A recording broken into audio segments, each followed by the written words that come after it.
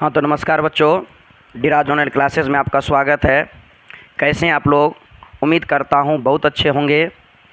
आप लोग अपने अच्छी तरह से अपनी पढ़ाई को लगन और मेहनत के साथ कर रहे होंगे। बच्चों, आप लोग इसी तरह से मेहनत करते रहिए, आपका रिजल्ट ज़रूर अच्छा होगा और आपका जो सपना है इस बार 450 पार का, ज़रूर आपका सपना, ज़रूर आपका लक्ष्य पूरा होगा। तो बच्चों, आज के क्लास में हम लोग क्लास 10th का हिस्ट्री का पहला चैप्टर यूरोप में राष्ट्रवाद को पढ़ने जा रहे हैं और इस चैप्टर के अंतर्गत आने वाले ऑब्जेक्टिव सवाल को आज के क्लास में हम लोग देखेंगे। तो बच्चों, आप लोग क्लास को लाइक कर दीजिए और अपने दोस्तों तक अधिक से अधिक शेयर करेंगे। साथ ही बच्चों, जो नए स्टूडेंट आज के क्लास को देख रहे हैं और आप चैनल को, डिराज ऑनलाइन क्लासेस के चैनल को ज़रूर से ज़रूर सब्सक्राइब करेंगे और अपने दोस्तों को भी बताएंगे। तो बच्चों, आज के क्लास में हम लोग क्या पढ़ने वाले हैं, थोड़ा इस पर चर्चा कर लेते हैं।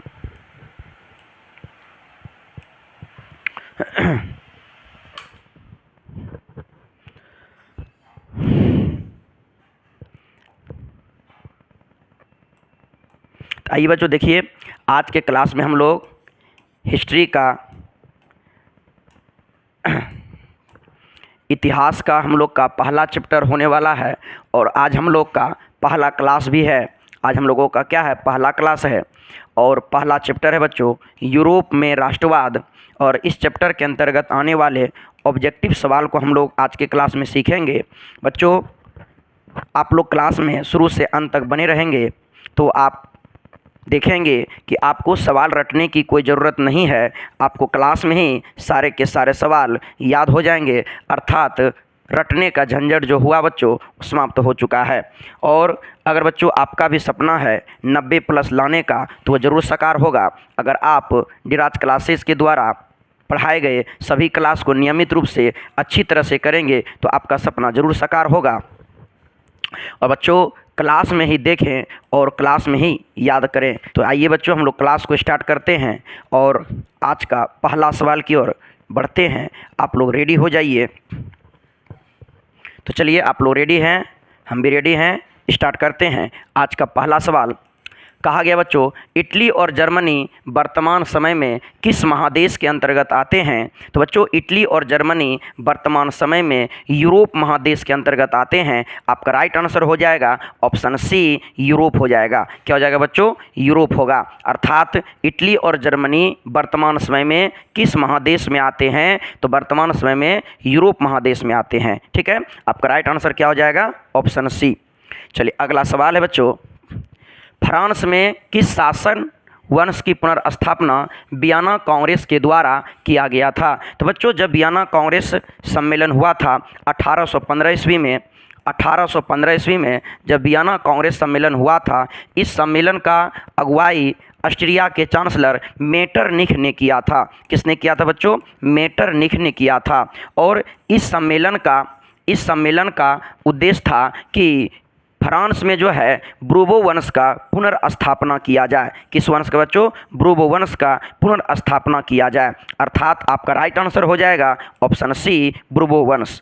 चलिए, अगला जो सवाल है बच्चों, मेजनी का संबंध किस संगठन से था? तो बच्चों, मेजनी एक इटली के क्रांतिकारी व्यक्ति थे जिन्होंने इटली के एकीकरण के लिए बहुत सारे योगदान दिए और वो कई बार इटली को छोड़ करके उन्हें भागना भी पड़ा था। तो बच्चों, मेजनी का संबंध कार्बोनरी दल से है। किससे बच्चों? कार्बोनरी दल से है। आपका राइट आंसर हो जाएगा ऑप्शन बी, कार्बोनरी दल। चलिए, अगला जो सवाल बच्चों, इटली एवं जर्मनी के एकीकरण के विरुद्ध में कौन था? इटली और जर्मनी के एकीकरण के विरुद्ध में कौन था? कौन नहीं चाहता था इटली और जर्मनी का एकीकरण हो, सब अलग अलग स्वतंत्र राष्ट्र बने? तो इसके विरोध में बच्चों ऑस्ट्रिया था। कौन था बच्चों? ऑस्ट्रिया था। आपका राइट आंसर हो जाएगा ऑप्शन सी, ऑस्ट्रिया। क्या हो जाएगा? Option C, Austria. चलिए, अगले सवाल की ओर बढ़ेंगे बच्चों। अगला सवाल आपसे पूछा गया, बहुत महत्वपूर्ण सवाल है कि काउंट काबूर को विक्टर एमनुअल ने, किसने, विक्टर एमनुअल ने किस पद पर नियुक्त किया था? काउंट काबूर को विक्टर एमनुअल ने प्रधानमंत्री के पद पर नियुक्त किया था। विक्टर एमनुअल ने काउंट काबूर को जो है डायरेक्ट प्रधानमंत्री बना दिया था, अर्थात आपका राइट आंसर हो जाएगा ऑप्शन सी, प्रधानमंत्री। क्या हो जाएगा? ऑप्शन सी, प्रधानमंत्री। चलिए अगले सवाल की ओर बढ़ेंगे। अगला सवाल है गेरिबाल्डी पेशे से क्या था? तो बच्चों गेरिबाल्डी जो थे वो पेशे से एक नाविक थे। क्या थे? एक नाविक थे। लेकिन गेरिबाल्डी पेशे से क्या थे? एक नाविक थे। आपका राइट आंसर क्या हो जाएगा? ऑप्शन डी, नाविक हो जाएगा। चलिए अगला सवाल है बच्चों, जर्मन राइन राज्य का निर्माण किसने किया था? तो बच्चों जर्मन राइन का राज्य का निर्माण जो बच्चों नेपोलियन बोनापार्ट ने किया था। जर्मन राइन राज्य का निर्माण जो बच्चों नेपोलियन बोनापार्ट ने किया था। कब किया था? तो आप याद रखिएगा 1806 ईस्वी में जो है नेपोलियन बोनापार्ट ने जो है एक नए जर्मन राइन राज्य का निर्माण किया था। आपका राइट आंसर हो जाएगा ऑप्शन बी, नेपोलियन बोनापार्ट। चलिए अगला सवाल बच्चों, जालबेरिन कैसी संस्था थी? तो आप याद रखेंगे बच्चों जालबेरिन व्यापारियों की एक संस्था थी जो कि प्रसा के द्वारा बनाया गया था। किसके द्वारा बच्चों? प्रसा के द्वारा बनाया गया था। और इसका जो जालबेरिन संस्था बच्चों 1834 ईस्वी में बनाया गया था। प्रसा ने बनाया था। किसने बनाया? अर्थात जर्मनी के व्यापारियों के सहयोग के लिए ही जालबेरिन नामक संस्था का स्थापना किया गया था प्रसा के द्वारा 1834 ईस्वी में। चलिए अगला आपका सवाल बच्चों, अगला सवाल है रक्त एवं लोह की नीति का अवलंबन किसने किया था? तो रक्त एवं लोह की नीति का अवलंबन बच्चों बिस्मार्क ने किया था। और बिस्मार्क का संबंध बच्चों जर्मनी से है। बिस्मार्क का संबंध कहाँ से बच्चों? जर्मनी से है। आपका राइट आंसर क्या हो जाएगा? Option C, Bismarck. क्या हो जाएगा? Option C, Bismarck. ठीक है, आप याद रखेंगे कि लोह एवं रक्त नीति का अवलंबन किसने किया है? तो बिस्मार्क ने किया है। और बिस्मार्क का संबंध किससे है? तो बिस्मार्क का संबंध बच्चों जर्मनी से है। आपका राइट आंसर क्या हो जाएगा? ऑप्शन सी, याद रखेंगे। चलिए अगले सवाल की ओर बढ़ते हैं। फ्रैंकफर्ट की संधि कब हुई थी? तो बच्चों आपको याद रखना है कि फ्रैंकफर्ट की संधि जो हुई थी बच्चों वो 1871 ईस्वी को हुई थी।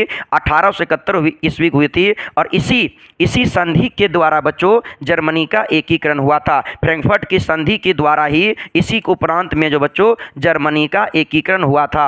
जर्मनी का एकीकरण हुआ था। आप इसे भी याद रखेंगे। ठीक है, आपसे पूछा जाएगा कि किस संधि के द्वारा जर्मनी का एकीकरण हुआ था? तो आपका जवाब होगा फ्रैंकफर्ट की संधि। लेकिन यहाँ आपसे प्रश्न पूछा गया फ्रैंकफर्ट की संधि कब हुई थी? तो आप कहेंगे 1871 ईस्वी में। आपका राइट आंसर हो जाएगा ऑप्शन डी, 1871 ईस्वी। चलिए अगले सवाल की ओर बढ़ेंगे बच्चों। अगला सवाल है नेपल्स की क्रांति कब हुई थी? तो नेपल्स की क्रांति बच्चों 1821 ईस्वी में हुई थी। आपका राइट आंसर हो जाएगा ऑप्शन बी, 1821। नेपल्स की क्रांति 1821 ईस्वी में हुई थी। आपका राइट आंसर हो जाएगा ऑप्शन बी। आप इसे भी अच्छी तरह से याद रखेंगे। चलिए अगला सवाल बच्चों कि चार्टिस्ट आंदोलन कहाँ हुआ था? तो चार्टिस्ट आंदोलन बच्चों इंग्लैंड में हुआ था, अर्थात ब्रिटेन में हुआ था। आपका राइट आंसर हो जाएगा ऑप्शन डी, ब्रिटेन अर्थात इंग्लैंड। कहां हुआ था बच्चों? इंग्लैंड में हुआ था। चार्टिस्ट आंदोलन कहां हुआ था बच्चों? इंग्लैंड में हुआ था। आपका राइट आंसर क्या हो जाएगा? Option D. क्या हो जाएगा? Option D. चलिए अगला जो सवाल है बच्चों, अगला सवाल है हम लोगों का यूनान को एक स्वतंत्र राष्ट्र घोषित किया गया था। अर्थात यूनान कब एक स्वतंत्र राष्ट्र के रूप में घोषित हुआ? तो यूनान को एक स्वतंत्र राष्ट्र के रूप में घोषित किया गया 1832 ईस्वी में। आपका राइट आंसर हो जाएगा ऑप्शन बी, 1832 ईस्वी। कब हो जाएगा? 1832 ईस्वी। आपका राइट आंसर ऑप्शन बी। चलिए अगले सवाल की ओर बढ़ेंगे। कार्बोनरी संगठन किस वर्ष बना था? या कार्बोनरी संगठन का जो स्थापना हुआ था बच्चों कब हुआ था? तो कार्बोनरी संगठन का स्थापना 1810 ईस्वी में हुआ था। कार्बोनरी संगठन का स्थापना बच्चों 1810 ईस्वी में हुआ था। कब हुआ था? 1810 ईस्वी में हुआ था। आपका राइट आंसर ऑप्शन सी हो जाएगा। चलिए अगला सवाल है बच्चों, बहुत महत्वपूर्ण सवाल है। एड्रियानोपुल की संधि कब हुई थी? एड्रियानोपुल की संधि कब हुई थी? तो आपका जवाब होगा बच्चों एड्रियानोपुल की संधि भी 1829 ईस्वी में हुई थी। कब हुई थी? 1829 ईस्वी में हुई थी। आपका राइट आंसर हो जाएगा ऑप्शन बी, 1829 ईस्वी। चलिए अगला जो सवाल बच्चों, एड्रियानोपुल की संधि किन दो देशों के बीच हुई थी? एड्रियानोपुल की संधि किन दो देशों के बीच हुई थी? तो आप कहेंगे बच्चों एड्रियानोपुल की संधि बच्चों रूस और तुर्की के बीच में हुई थी। कब हुई थी बच्चों? रूस एवं तुर्की के बीच में हुई थी। और कब हुई थी? तो 1829 ईस्वी में हुई थी। आप इसे भी याद रखेंगे और इसे भी याद रखेंगे। आपका राइट आंसर क्या हो जाएगा? ऑप्शन ए, तुर्की और रूस के बीच में एड्रियानोपुल की संधि हुई थी। चलिए अगले सवाल की ओर बढ़ेंगे। अगला सवाल है, सेडौन का युद्ध किनके किनके बीच हुआ था? बहुत ही महत्वपूर्ण सवाल है बच्चों। सेडौन का युद्ध किनके किनके बीच हुआ था और सेडौन का युद्ध कब हुआ था? तो सेडौन का युद्ध बच्चों फ्रांस और प्रसा के बीच हुआ था और यह युद्ध बच्चों 1830 ईस्वी को हुई थी। कब? सॉरी 1870 ईस्वी को हुई थी। कब हुई थी? 1870 ईस्वी को हुई थी। और इसी युद्ध के बाद बच्चों फ्रैंकफर्ट की संधि हुई थी, है ना। इसी युद्ध के बाद बच्चों फ्रैंकफर्ट की संधि हुई थी 1871 ईस्वी में। अर्थात आपका राइट आंसर क्या हो जाएगा? ऑप्शन सी कि सेडौन का युद्ध फ्रांस और प्रसा के बीच हुआ था, 1870 ईस्वी में हुआ था। चलिए अगले सवाल की ओर बढ़ेंगे। अगला सवाल है, पोलैंड के विद्रोह को किसने कुचल दिया था? कि पोलैंड में जो विद्रोह शुरू हुआ था उसको कुचलने का काम बच्चों रूस ने किया था। किसने किया था बच्चों? रूस ने किया था। पोलैंड के विद्रोह को कुचलने का काम किसने किया था? रूस ने किया था। आपका राइट आंसर क्या हो जाएगा? ऑप्शन ए, रूस हो जाएगा। चलिए अगला सवाल है बच्चों। अगला सवाल आपसे पूछा गया, 1870 ईस्वी में फ्रांस और प्रसा के बीच युद्ध कहां हुआ था? तो बच्चों 1870 ईस्वी में फ्रांस और प्रसा के बीच जो युद्ध हुआ था, अभी तुरंत हमने बताया, वह बच्चों सेडौन का युद्ध हुआ था। कौन सा युद्ध हुआ था बच्चों? सेडौन का युद्ध हुआ था। आपका राइट आंसर हो जाएगा ऑप्शन ए, सेडौन का युद्ध। क्या हो जाएगा? ऑप्शन ए, सेडौन का युद्ध। चलिए अगला जो सवाल होगा बच्चों आपका, क्या कहा गया? 21वां नंबर का सवाल है, यूरोप वासियों के लिए किस देश का साहित्य एवं ज्ञान विज्ञान जो है प्रेरणा स्रोत रहा है? कि यूरोप वासियों के लिए कौन सी ऐसी चीज है बच्चों के यूरोप वासियों के लिए किस देश का साहित्य एवं ज्ञान विज्ञान जो है उसको प्रेरणा देने का काम किया है? तो वह देश बच्चों यूनान हो जाएगा। आपका राइट आंसर हो जाएगा ऑप्शन बी, यूनान देश हो जाएगा। क्या हो जाएगा? ऑप्शन बी, यूनान देश हो जाएगा।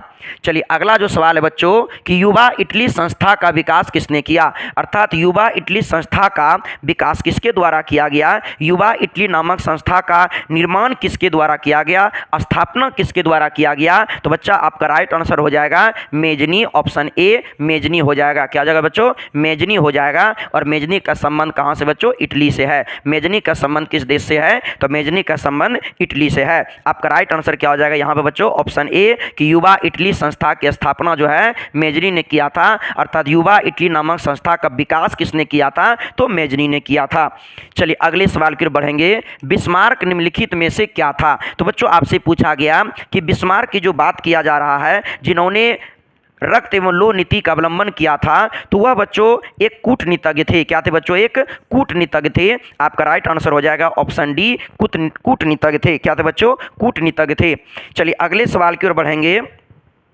अगला सवाल बच्चों पूछा जा रहा है, सर्डिनिया पिडमाउंट का शासक कौन था? बहुत महत्वपूर्ण सवाल है बच्चों कि सर्डिनिया पिडमाउंट का शासक कौन था? तो आपका राइट आंसर हो जाएगा ऑप्शन सी, विक्टर एमनुअल जो थे। विक्टर एमनुअल जो थे बच्चों वह सर्डिनिया पिडमाउंट का शासक था। विक्टर एमनुअल जो थे बच्चों वह सर्डिनिया पिडमाउंट का शासक था। आपका राइट आंसर हो जाएगा ऑप्शन सी। क्या हो जाएगा? Option C, Victor Emmanuel. चलिए अगला जो सवाल बच्चों, यूनानी स्वतंत्रता आंदोलन के दौरान कौन ब्रिटिश कवि शहीद हुए थे? तो बच्चों आपसे पूछा गया कि जब यूनानी स्वतंत्रता आंदोलन चल रहा था उस समय एक कवि थे जिन्होंने अपनी कविता से लोगों के मनों में, लोगों तक अपनी स्वतंत्रता की क्रांति को जो आवाज़ जो बच्चों उन तक पहुंचाने का काम किया था। तो वह कवि, उस कवि का नाम था लॉर्ड बायरन। क्या नाम था बच्चों? Lord Byron. तो लॉर्ड बायरन ही कवि थे, वो इंग्लैंड के कवि थे जो कि शहीद हो गए थे। कहाँ के कवि थे बच्चों? इंग्लैंड के थे, अर्थात ब्रिटिश कवि थे। कहाँ के कवि थे बच्चों? इंग्लैंड के कवि थे। आप इसे भी अच्छी तरह से याद रखेंगे कि इंग्लैंड के कवि लॉर्ड बायरन थे जो कि यूनानी स्वतंत्रता संग्राम में शहीद हुए थे। आपका राइट आंसर क्या हो जाएगा? Option A. चलिए अगला सवाल बच्चों, जालबेरिन की स्थापना किस राज्य ने किया था? अर्थात जालबेरिन जो एक संस्था थी बच्चों जो कि व्यापारियों के लिए बनाया गया था। तो जालबेरिन संस्था बच्चों वह प्रसा, किसके द्वारा? प्रसा के द्वारा बनाया गया था। किसके सहयोग के लिए? जर्मनी के व्यापारियों के सहयोग के लिए बनाया गया था। तो आपका राइट आंसर हो जाएगा ऑप्शन ए कि जालबेरिन की स्थापना किया था वो प्रसा ने किया था। किसने किया था? प्रसा ने किया था। और इसका संबंध किससे है? व्यापारियों से है। किससे बच्चों? व्यापारियों से है। चलिए अगला जो सवाल बच्चों 72 नंबर का सवाल है, हंगरी की 27 नंबर का सवाल, सॉरी 27 नंबर का सवाल है कि हंगरी की भाषा क्या थी? तो आपको याद रखना है, हंगरी की भाषा मैग्यार थी। हंगरी की भाषा क्या थी बच्चों? मैग्यार थी। हंगरी की भाषा क्या थी बच्चों? मैग्यार थी। अगर आपसे पूछा जाए हंगरी की राजधानी कहाँ थी, तो आपको बताना है बुडापेस्ट। क्या थी बच्चों? बुडापेस्ट जो थी वो हंगरी की राजधानी थी। किसकी राजधानी थी? हंगरी की राजधानी बुडापेस्ट थी। चलिए अगला जो सवाल बच्चों, अगला सवाल है, यूनान के स्वतंत्रता संग्राम में किसकी पराजय हुई थी? जब बच्चों यूनान का स्वतंत्रता संग्राम चल रहा था तो उसमें किसकी पराजय हुई थी? तो यूनान के स्वतंत्रता संग्राम में तुर्की की पराजय हुई थी। किसकी पराजय हुई थी? तुर्की की पराजय हुई थी। आपका राइट आंसर हो जाएगा ऑप्शन बी, तुर्की। क्या हो जाएगा? ऑप्शन बी, तुर्की। चलिए अगले सवाल की ओर बढ़ेंगे बच्चों कि मेरियान किस देश के राष्ट्रवाद की प्रतीक है? बहुत ही महत्वपूर्ण सवाल बच्चों, यह सवाल हो सकता है इस बार आपके एग्जाम में आ जाए कि मेरियान किस देश का राष्ट्रवाद की प्रतीक है। तो आपका राइट आंसर हो जाएगा ऑप्शन ए, फ्रांस। किसका बच्चों? फ्रांस की जो है बच्चों राष्ट्रवाद की प्रतीक के रूप में माना जाता है। किसको? मेरियान को। किसको? मेरियान को। फ्रांस की, कहाँ की? फ्रांस की राष्ट्रवाद का प्रतीक माना जाता है। चलिए अगला जो सवाल है, यूरोपीय सभ्यता का पालना किसे कहा जाता है? तो यूरोपीय सभ्यता का पालना बच्चों यूनान को कहा जाता है। आपका राइट आंसर हो जाएगा ऑप्शन डी, यूरोपीय सभ्यता का पालना जो है यूनान को कहा जाता है। आपका राइट आंसर हो जाएगा ऑप्शन डी। चलिए अगले सवाल की बढ़ेंगे, एक्ट ऑफ यूनियन किस वर्ष पारित हुआ था? बहुत ही महत्वपूर्ण सवाल ये भी बच्चों कि एक्ट ऑफ यूनियन कब पारित हुआ था। तो आपको याद रखना है एक्ट ऑफ यूनियन बच्चों 1688 ईस्वी में एक्ट ऑफ यूनियन को पारित किया गया था। आपका राइट आंसर हो जाएगा ऑप्शन ए, 1688। क्या हो जाएगा बच्चों? 1688 ईस्वी में एक्ट ऑफ यूनियन को पारित किया गया था।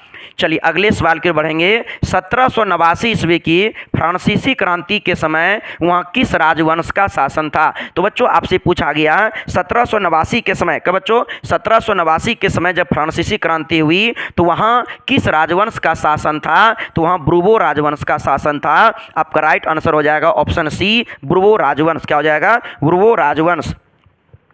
चलिए अगला जो सवाल आपसे पूछा गया, नेपोलियन संहिता किस वर्ष लागू हुआ? बहुत ही महत्वपूर्ण सवाल ये भी है बच्चों, नेपोलियन संहिता जो है किस वर्ष लागू हुआ था? तो 1804 ईस्वी को नेपोलियन संहिता लागू हुआ था। 1804 ईस्वी को बच्चों नेपोलियन संहिता लागू हुआ था, जिसे बाद में जो है बदल दिया गया था। और नेपोलियन संहिता को बदल करके वहाँ पर जो बच्चों तो नागरिक संहिता को लाया गया था। किसको लाया गया था बच्चों? नागरिक संहिता को लाया गया था। किसके द्वारा? लुई 18वां के द्वारा। याद रखिएगा बच्चों, लुई 18वां के द्वारा नेपोलियन संहिता को बदल करके जो है नागरिक संहिता लाया गया था। कैसा संहिता लाया गया था? नागरिक संहिता लाया गया था। किसके द्वारा? तो लुई 18वां के द्वारा लाया गया था।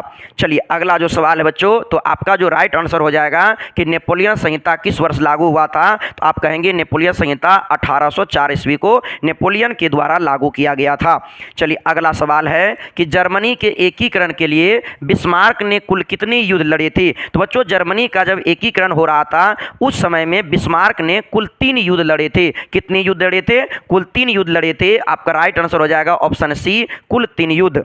चलिए अगले सवाल की ओर बढ़ेंगे, वियना कांग्रेस में कौन राष्ट्रवाद शामिल नहीं था होना चाहिए। वियना कांग्रेस में कौन राष्ट्र जो है सम्मिलित नहीं था, या अगला प्रश्न है आपका। चलिए अगला प्रश्न है, वियना कांग्रेस में कौन राष्ट्र सम्मिलित नहीं था? कि जब वियना कांग्रेस हो रहा था तो वियना कांग्रेस जब 1815 ईस्वी में हुआ तो उसमें कौन सा देश बच्चों शामिल नहीं हुआ था? तो आपका राइट आंसर हो जाएगा ऑप्शन डी, वियना कांग्रेस में जो है जर्मनी शामिल नहीं हुआ था। वियना कांग्रेस जब हुआ था तो उस समय जर्मनी शामिल नहीं हुआ था। और वियना कांग्रेस की बच्चों अगुवाई किसने किया था? तो मेटरनिख ने किया था। किसने किया था बच्चों? मेटरनिख ने किया था। और वियना कांग्रेस कब हुआ था? 1815 ईस्वी में हुआ था। ये मेटरनिक कौन था? तो मेटरनिक जो थे बच्चों ऑस्ट्रिया का, कहाँ का? ऑस्ट्रिया का चांसलर था, ऑस्ट्रिया का चांसलर था। ये भी आप अच्छी तरह से याद रखेंगे। और वियना कांग्रेस सम्मेलन में जो बच्चों वह जर्मनी शामिल नहीं हुआ था। कौन कौन शामिल नहीं था? जर्मनी शामिल नहीं हुआ था। चलिए अगला सवाल है, वियना कांग्रेस में पवित्र संघ की योजना किसने प्रस्तुत किया था? बच्चों आपसे पूछा जा रहा है कि वियना कांग्रेस में सम्मेलन जब हुआ तो उसमें पवित्र संघ की योजना जो है किसने प्रस्तुत किया था? तो आपका राइट आंसर हो जाएगा रूस ने किया था, ऑप्शन ए। किसने बच्चों? तो रूस ने। किसने? रूस ने। आपका राइट आंसर हो जाएगा ऑप्शन ए। चलिए अगले सवाल की बढ़ेंगे। यंग इटली के संस्थापक कौन थे? तो यंग इटली और यंग यूरोप दोनों के संस्थापक बच्चों मेजनी को ही माना जाता है, अर्थात मेजनी ही थे। कौन थे? मेजनी ही थे। आपका राइट आंसर हो जाएगा option C, Mazzini. Young Italy या यंग यूरोप कहे बच्चों तो दोनों की जो स्थापना किसने किया था? मेजनी ने ही किया था, अर्थात आपका राइट आंसर क्या हो जाएगा? Option C. चलिए अगले सवाल की बढ़ेंगे। फ्रांस के किस राजा ने कहा था अंग्रेजी राजा की भांति शासन करने की अपेक्षा लकड़ी काटना अधिक पसंद करूंगा? तो बच्चों आपसे पूछा जा रहा है फ्रांस के किस राजा ने ऐसी बात कहा था कि अंग्रेजी राजा की तरह शासन करने से अच्छा है क्या लकड़ी काट करके अपना जीवन यापन करना, अर्थात लकड़ी काटना उन्होंने अधिक पसंद किया, इस बात को कहा था। तो आपका राइट आंसर क्या होगा? ऑप्शन डी, चार्ल्स दशम ने कहा था। किसने कहा था बच्चों? चार्ल्स दशम ने कहा था। चार्ल्स दशम आपको इस तरह से भी एक्स करके भी लिखेगा चार्ल्स दशम के लिए। तो आपका राइट आंसर क्या हो जाएगा? ऑप्शन डी, चार्ल्स दशम ने ऐसी बातें कही थी कि फ्रांस के राजा कौन थे? चार्ल्स दशम थे, जिन्होंने कहा था अंग्रेजी राजा की भांति शासन करने की अपेक्षा जो है वो लकड़ी काटना को अधिक पसंद करेगा, ऐसा बात उन्होंने कहा था, चार्ल्स दशम ने कहा था। चलिए अगले सवाल की ओर बढ़ेंगे। 39 नंबर का सवाल है, फ्रांस का शासक कौन था? बच्चों इनमें से पूछा गया आपको कि फ्रांस का शासक कौन था। तो बच्चों इनमें से फ्रांस के शासक जो थे बच्चों वो विलियम प्रथम थे। कौन थे बच्चों? विलियम प्रथम थे। आपका राइट आंसर क्या हो जाएगा? ऑप्शन डी, विलियम प्रथम बच्चों ये फ्रांस के शासक थे। कहां के शासक थे? फ्रांस के शासक थे। चलिए अगला जो सवाल बच्चों, यूरोप का मरीज किसे कहा जाता है? यूरोप का मरीज किसे कहा जाता है या किसे कहा जाता था? तो यूरोप का मरीज जो है बच्चों तुर्की को कहा जाता था। सॉरी, यूरोप का मरीज किसे कहा जाता था? तो तुर्की को कहा जाता है ही नहीं बच्चों, था होगा। क्या हो जाएगा? था। तो यूरोप का मरीज तुर्की को कहा जाता था। किसको कहा जाता था? तुर्की को कहा जाता था। आपका राइट आंसर हो जाएगा ऑप्शन सी, तुर्की। चलिए अगले सवाल की ओर बढ़ेंगे। नेपोलियन ने जर्मनी में किस संघ की स्थापना किया था? तो नेपोलियन ने जर्मनी में जर्मन राइन संघ की स्थापना किया था। किसकी स्थापना किया था? जर्मन राइन संघ की स्थापना किया था। आपका राइट आंसर हो जाएगा ऑप्शन सी, जर्मन राइन। चलिए अगला जो सवाल है, किस संघ द्वारा स्वतंत्र यूनान राष्ट्र की स्थापना हुई थी? आखिर कौन सी संधि हुई थी जिसके द्वारा जो बच्चों स्वतंत्र यूनान राष्ट्र की स्थापना हुआ था? तो आपका राइट आंसर होगा कस्तुनतुनिया की संधि के द्वारा। किसके द्वारा? कस्तुनतुनिया की संधि के द्वारा। आपका राइट आंसर हो जाएगा ऑप्शन बी कि कस्तुनतुनिया की संधि हुआ था, जिसके बाद एक स्वतंत्र राष्ट्र के रूप में वो यूनान उभर करके सामने आया, उसकी स्थापना हुई थी। किस संधि के द्वारा? कस्तुनतुनिया की संधि के द्वारा। चलिए अगला जो सवाल होगा, यंग यूरोप की स्थापना किसने किया था? तो आप इसे भी अच्छी तरह से याद रखेंगे। अभी तुरंत हमने बताया बच्चों कि यंग यूरोप की भी स्थापना किसने किया था? मेजनी ने ही किया था। यंग यूरोप की स्थापना किसने किया था? मेजनी ने ही किया था। आपका राइट आंसर क्या हो जाएगा? Option B. चलिए अगले सवाल की ओर बढ़ेंगे। नव गुएल्फ आंदोलन कहाँ हुआ था? तो बच्चों आपसे पूछा गया कि नव गुएल्फ आंदोलन कहाँ हुआ था। तो बच्चों नव गुएल्फ आंदोलन जो हुआ था यह इटली में हुआ था। कहाँ हुआ था बच्चों? इटली में हुआ था। आपका राइट आंसर क्या हो जाएगा? ऑप्शन ए, इटली हो जाएगा। बच्चों आप लोग इसी तरह से मेहनत करते रहिए, लगातार क्लास को रेगुलर आप करते रहेंगे। तो बच्चों चलिए हम लोग अगले सवाल की ओर बढ़ेंगे। आपका 44वां नंबर का सवाल क्या था बच्चों कि नवगुएल्फ आंदोलन कहाँ हुआ था? तो नवगुएल्फ आंदोलन इटली में हुआ था। हम बच्चों एक ही सवाल को 2 बार 3 बार 4 बार आपको बोलते ताकि आपके माइंड में सेट कर जाए, ठीक है। चलिए अगले सवाल की ओर बढ़ेंगे। अच्छा, मेटरनिक कौन था? तो बच्चों आपको याद रखना है कि मेटरनिक ऑस्ट्रिया का चांसलर था। मेटरनिक कौन था? तो मेटरनिक ऑस्ट्रिया का चांसलर था। मेटरनिक कौन था? ऑस्ट्रिया का चांसलर था। आपका राइट आंसर हो जाएगा ऑप्शन ए, ऑस्ट्रिया का चांसलर। चलिए अगले सवाल की ओर बढ़ेंगे। कार्बोनरी की स्थापना किस वर्ष हुई थी? तो बच्चों कार्बोनरी दल की स्थापना किस वर्ष हुई थी? शायद ये सवाल रिपीट हो गया है। कार्बोनरी दल की स्थापना बच्चों 1810 ईस्वी में हुई थी। कब हुई थी? 1810 ईस्वी में हुई थी। आपका राइट आंसर हो जाएगा ऑप्शन ए 1810 ईस्वी।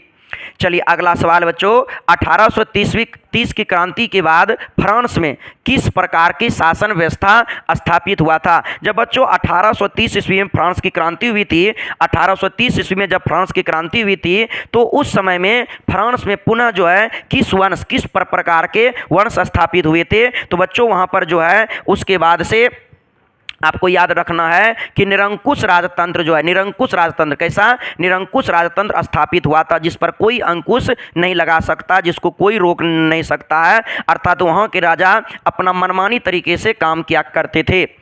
चलिए अगले सवाल की ओर बढ़ेंगे। अगला सवाल है, लाल कुर्ती नामक संस्था का गठन किसने किया था? तो बच्चों आपको याद रखना है कि लाल कुर्ती नामक संस्था का गठन किसने किया था? तो लाल कुर्ती नामक संस्था का गठन जो बच्चों गेरिबाल्डी ने किया था। आपका राइट आंसर क्या हो जाएगा? ऑप्शन डी गेरिबाल्डी हो जाएगा। चलिए अगला जो सवाल बच्चों, राष्ट्रवाद की अवधारणा का जन्म किस घटना से माना जाता है? तो राष्ट्रवाद की जो अवधारणा जो स्टार्ट हुआ बच्चों, की राष्ट्रवाद की भावना जो लोगों में आया, ये अवधारणा जो आया बच्चों वह पुनर्जागरण से आया। किससे आया बच्चों? पुनर्जागरण से आया। अर्थात पुनर्जागरण के द्वारा ही राष्ट्रवाद की भावना का उदय हुआ, राष्ट्रवाद की भावना का जन्म हुआ था। चलिए अगले सवाल की ओर बढ़ेंगे। अगला सवाल है, रक्त एवं लोक नीति किसने अपनाई थी? तो रक्त और लोक नीति जो है बच्चों बिस्मार्क ने अपनाई थी। किसने अपनाई थी? बिस्मार्क ने अपनाई थी। आपका राइट आंसर हो जाएगा ऑप्शन ए। क्या हो जाएगा? ऑप्शन ए बिस्मार्क हो जाएगा। चलिए अगला सवाल है, किस युद्ध के बाद जर्मनी का एकीकरण पूरा हुआ था? बच्चों इनमें से पूछा गया आपको कि कौन सा ऐसा युद्ध हुआ जिसके बाद जर्मनी का एकीकरण पूरा हुआ था? तो बच्चों आपको याद रखना है 1870 ईस्वी में सेडोन का युद्ध हुआ था। 1870 ईस्वी में फ्रांस और प्रसा के बीच, किसके बीच बच्चों? फ्रांस और प्रसा के बीच सेडोन का युद्ध हुआ था। इसी युद्ध के बाद जो है युद्ध हुआ फ्रांस और प्रसा में, और उसका फायदा उठा लिया जर्मनी। आपको याद रखना है उसके बाद जर्मनी का एकीकरण हुआ था सेडोन के युद्ध के बाद। और सेडोन के युद्ध के बाद फिर संधि भी हुआ था बच्चों, जिसे फ्रैंकफर्ट की संधि कहा जाता है। और वह संधि इसके एक साल के बाद 1871 ईस्वी में हुई थी। आप इसे भी अच्छी तरह से याद रखेंगे। चलिए आपका अगला सवाल है, किस संधि के द्वारा जर्मनी का एकीकरण पूरा हुआ? अभी तुरंत हमने बताया बच्चों कि जर्मनी का जो एकीकरण पूरा हुआ, तो जर्मनी का एकीकरण पूरा हुआ था फ्रैंकफर्ट की संधि के द्वारा। किसके द्वारा? संधि के द्वारा। बच्चों इतिहास में देखा जाता है कि जब जब कोई बड़े पैमाने पर युद्ध हुआ है तो युद्ध की समाप्ति के बाद जो है यह युद्ध दोबारा ना हो, इसके लिए एक संधि किया जाता था। तो उसी तरह से जब 1870 ईस्वी में फ्रांस और प्रसा के बीच जब युद्ध हुआ था, जिसे सेडोन का युद्ध कहा जाता है, क्योंकि वह युद्ध सेडोन के मैदान में हुआ था तो इसलिए उसे सेडोन का युद्ध कहा जाता है। और उस युद्ध के बाद पुनः एक संधि हुआ था, फ्रैंकफर्ट की संधि 1871 ईस्वी में हुई थी। और इस संधि के बाद जो है जर्मनी का पूर्णतः एकीकरण किया गया था। अर्थात आपका इस सवाल का जवाब क्या हो जाएगा? फ्रैंकफर्ट की संधि के द्वारा। किसके द्वारा? फ्रैंकफर्ट की संधि के द्वारा। चलिए अगले सवाल की ओर बढ़ेंगे। जर्मनी और इटली के एकीकरण के समय फ्रांस का शासक कौन था? जिसमें जर्मनी और इटली का एकीकरण हो रहा था उसमें फ्रांस के शासक कौन थे? तो बच्चों उसमें फ्रांस के शासक नेपोलियन III थे, अर्थात नेपोलियन तृतीय थे। कौन थे बच्चों? नेपोलियन तृतीय थे। आपको याद रखना है। अर्थात आपका राइट आंसर क्या हो जाएगा? ऑप्शन बी हो जाएगा नेपोलियन III। क्या हो जाएगा? Napoleon III। चलिए अगले सवाल की ओर बढ़ेंगे। अब जो बच्चों यह सवाल पिछले साल के एग्जाम में पूछा गया है और आपको इसे अच्छी तरह से याद रखिएगा। कुछ बच्चे ऐसे हैं जो इस सवाल का गलत जवाब जानते हैं। क्या आप गलत जवाब जानते हैं? तो ध्यान दीजिए कि प्रथम जेनेवा कन्वेंशन ये लिखा है बच्चों। क्या लिखा है? कन्वेंशन। प्रथम यह जेनेवा समझौता नहीं है बच्चों, ठीक है। प्रथम जेनेवा कन्वेंशन जो हुआ था बच्चों वो 1864 ईस्वी को हुआ था। 1864 ईस्वी को हुआ था। यह सवाल जो है पिछले साल जो आपके पिछले साल के जो एग्जाम हुआ था उनमें बच्चों को फंसाने के लिए जो है यह दिया गया था। अर्थात आपका राइट आंसर क्या हो जाएगा यहाँ पे? ऑप्शन बी 1864 ईस्वी में। 1864 ईस्वी में प्रथम जेनेवा कन्वेंशन हुआ हुआ था, क्या हुआ था, कन्वेंशन हुआ था। आपका राइट आंसर हो जाएगा ऑप्शन बी 1864 ईस्वी में। अगर आपसे ये पूछा जाए कि जनेवा समझौता कब हुआ था, तो जनेवा समझौता बच्चों 1854 ईस्वी में हुआ था। आप इसे याद रखिएगा। तो ये बच्चों जेनेवा समझौता नहीं है, बल्कि ये क्या है, प्रथम जेनेवा कन्वेंशन है। क्या है, प्रथम जेनेवा कन्वेंशन है। आपका राइट आंसर क्या हो जाएगा, ऑप्शन बी। चलिए, का एकीकरण कब पूरा हुआ था, तो आपका राइट आंसर हो जाएगा 1871 ईस्वी को इटली का एकीकरण पूरा हुआ था। कब हुआ था, 1871 ईस्वी को इटली का एकीकरण पूरा हुआ था। चलिए अगला सवाल है, लुई फिलिप किस देश का शासक था। तो आपसे पूछा गया बच्चों कि लुई फिलिप जो थे वो किस वंश के शासक थे, तो लुई फिलिप जो थे बच्चों वो फ्रांस के शासक थे। कहां के शासक थे, फ्रांस के शासक थे। आपका राइट आंसर हो जाएगा ऑप्शन बी। क्या हो जाएगा, ऑप्शन बी फ्रांस हो जाएगा।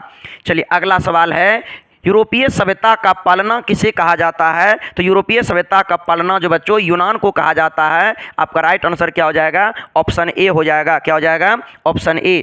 चलिए अगला जो सवाल बच्चों कि बोहेमिया निम्न में से किस देश के अधीन था। कि बोहेमिया एक राज था बच्चों, एक सामंत था। तो वह बच्चों उस समय ऑस्ट्रिया के अधीन में था। किसके अधीन में था बच्चों, ऑस्ट्रिया के अधीन में था।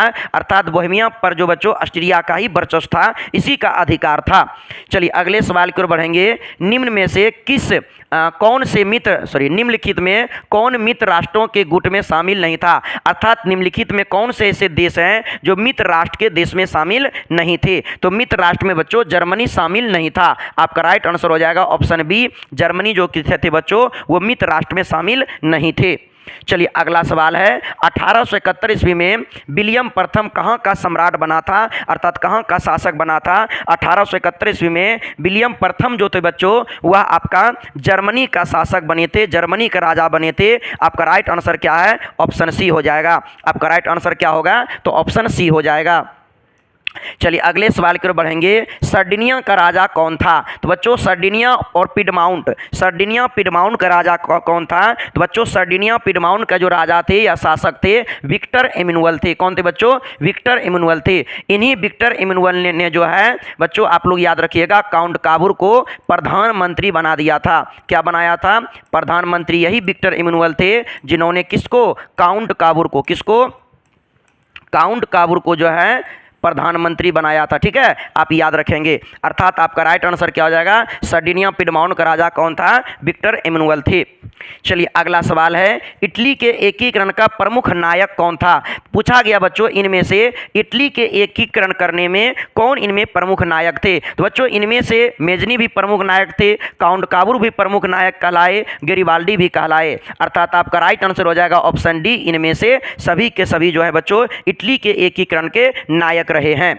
चलिए अगला सवाल है कि लुई 16वां को फांसी कब दी गई थी। बच्चों आपसे पूछा गया कि लुई 16वां को जो है कब फांसी की सजा दी गई थी। तो आपका राइट आंसर हो जाएगा 1793 ईस्वी में। 1793 ईस्वी में लुई 16वां को फांसी पर लटकाया गया था। किसको, लुई 16वां को। लुई 16वां बच्चों आपको इस तरह से भी लिखा रह सकता है, इस तरह से। ठीक है, ये आपको सवाल बदल सकता है। 1793 ईस्वी में किसे फांसी पर लटकाया गया था। ऑप्शन आपका 4 ऑप्शन दे सकता है।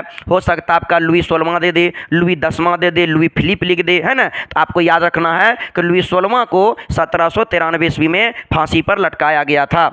चलिए अगला सवाल है, वियना सम्मेलन की मेजबानी किसने किया था। कि बच्चों वियना सम्मेलन जब हुआ था तो वियना सम्मेलन की अगुवाई या वियना सम्मेलन की जो सम्मेलन हुआ था उसकी अध्यक्षता किसने किया था। तो बच्चों उसकी अध्यक्षता जो है ऑस्ट्रिया के चांसलर मेटरनिख ने किया था। किसने किया था, ऑस्ट्रिया के चांसलर मेटरनिख ने किया था। आपका राइट आंसर ऑप्शन ए हो जाएगा। अगला सवाल है, निम्न में से किस सम्मेलन में जर्मनी की क्षतिपूर्ति राशि को कम कर दिया गया था। तो बच्चों एक सम्मेलन हुआ था, उसमें जर्मनी की जो युद्ध के बाद जो जर्मनी का क्षतिपूर्ति हुआ था उसकी राशि को कम कर दिया गया था। तो वह सम्मेलन बच्चों लॉसने सम्मेलन था। क्या था बच्चों, लॉसने सम्मेलन था। अर्थात आपका राइट आंसर हो जाएगा ऑप्शन सी, लॉसने सम्मेलन। कौन सा सम्मेलन, लॉसने सम्मेलन। चलिए अगला सवाल बच्चों, अमेरिका में न्यू डील किसने लागू किया था। तो बच्चों अमेरिका में न्यू डील को लागू करने वाला व्यक्ति फ्रैंकलिन डी रूजवेल्ट थे। कौन थे बच्चों, फ्रैंकलिन डी रूजवेल्ट थे। आपका राइट आंसर हो जाएगा option B, Franklin D Roosevelt. चलिए अगला जो सवाल बच्चों, हीगेल किस देश का दार्शनिक था? तो आपको याद रखना है कि हीगेल जो थे बच्चों वे जर्मनी के दार्शनिक थे। कहाँ के दार्शनिक थे? वो जर्मनी के दार्शनिक थे। आपका राइट आंसर हो जाएगा ऑप्शन ए जर्मनी। क्या हो जाएगा? ऑप्शन ए जर्मनी हो जाएगा। चलिए अगला जो सवाल है बच्चों कि वियना कांग्रेस का मुख्य उद्देश्य क्या था? तो बच्चों वियना कांग्रेस जब हुआ था तो उसका मुख्य उद्देश्य क्या था? तो वियना कांग्रेस होने का उद्देश्य था बच्चों कि पुनः हम लोग राजतंत्र व्यवस्था को लागू कर लें, पुनः हम लोग राजतंत्र व्यवस्था को लागू कर लें। यही उनकी सोच थी, वही उनका मुख्य उद्देश्य था। अर्थात आपका राइट आंसर हो जाएगा राजतंत्र को पुनर्स्थापित करना, दोबारा स्थापित करना। आपका राइट आंसर हो जाएगा ऑप्शन सी। चलिए अगला सवाल है, सिकंदर कहाँ का निवासी था? तो आप याद रखिएगा बच्चों कि सिकंदर जो थे, सिकंदर यूनान के निवासी थे। कहाँ के निवासी थे? यूनान के निवासी थे। आपका राइट आंसर हो जाएगा ऑप्शन बी होगा। ये ए बी सी डी क्या हो जाएगा? ऑप्शन बी यूनान हो जाएगा। क्या हो जाएगा? ऑप्शन बी यूनान। चलिए अगला सवाल है, फ्रांसीसी क्रांति कब हुई थी? बहुत ही महत्वपूर्ण सवाल बच्चों कि फ्रांसीसी क्रांति जो है 1789 ईस्वी में हुई थी। कब हुई थी? 1789 ईस्वी में हुई थी। आपका राइट आंसर हो जाएगा ऑप्शन ए 1789 ईस्वी। चलिए अगले सवाल की ओर बढ़ेंगे। अगला सवाल है, राष्ट्रीय आंदोलन का केंद्र जेना विश्वविद्यालय कहाँ स्थित है? कि बच्चों राष्ट्रीय आंदोलन का एक केंद्र था जेना विश्वविद्यालय। राष्ट्रीय आंदोलन जब हुआ था तो उसका एक केंद्र बनाया गया था जेना। क्या बनाया गया था? जेना विश्वविद्यालय। उसका जो केंद्र था बच्चों वह कहाँ है? तो जेना जो था बच्चों वह आपका जर्मनी में है। जेना कहाँ बच्चों? आपका जर्मनी में है। आपको याद रखना कहाँ पर बच्चों? जर्मनी में है। आपका राइट आंसर हो जाएगा ऑप्शन बी। कहाँ पर है बच्चों? जर्मनी में है। चलिए अगले सवाल की ओर बढ़ेंगे। अगला सवाल है, कसूत था बच्चों एक क्रांतिकारी थे। कसूत क्रांतिकारी का संबंध किस देश से है? तो बच्चों आपको याद रखना है कसूत एक क्रांतिकारी थे जो कि हंगरी के थे। कहाँ के थे बच्चों? हंगरी के थे। इन्होंने हंगरी में जो है राष्ट्रवाद की भावना को जगाने का प्रयास किया था और इन्होंने इन्हीं के प्रयास स्वरूप जो है हंगरी ने भी अपने आप को स्वतंत्र करने के लिए जो है राष्ट्रवाद की भावना वहाँ के लोगों में जगा। किसके प्रयास से बच्चों? कसूत के प्रयास से। किसके प्रयास से? कसूत के प्रयास से। अर्थात कसूत कहाँ के थे? तो ये हंगरी के थे। वे कहाँ के थे? हंगरी के थे।